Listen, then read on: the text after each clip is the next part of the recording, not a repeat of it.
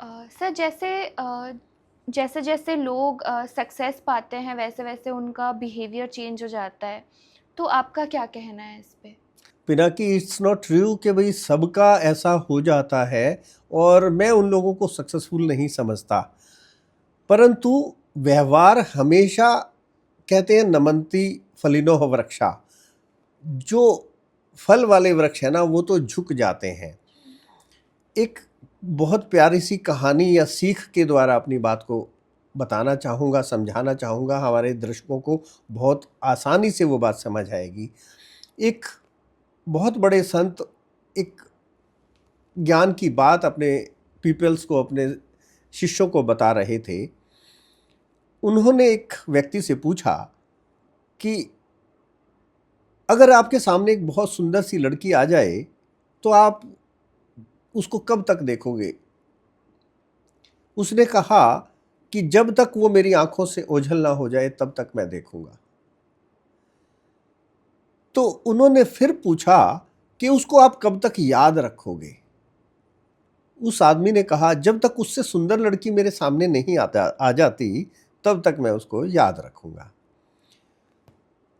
तो फिर गुरुजी ने फिर पूछा, यदि मैं आपको एक पार्सल दूं और एक बहुत ही महान व्यक्ति के पास उसको डिलीवर करने के लिए आपको भेजूं, और वो महान व्यक्ति के जब द्वार पर आप जाओ तो आप देखो हाई लेवल की सिक्योरिटी खड़ी है, और वहां पर जाकर के आप पूछो कि भाई मैं स्वामी जी के यहाँ से एक पार्सल लेकर के आया हूँ और मैं ये पार्सल पहुँचाना चाहता हूँ।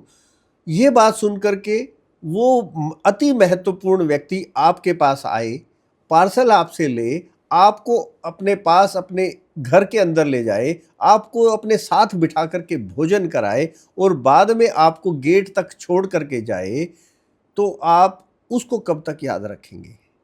उस व्यक्ति ने जवाब दिया कि मैं उसको अंत तक, जीवन पर्यंत, मरते दम तक याद रखूंगा।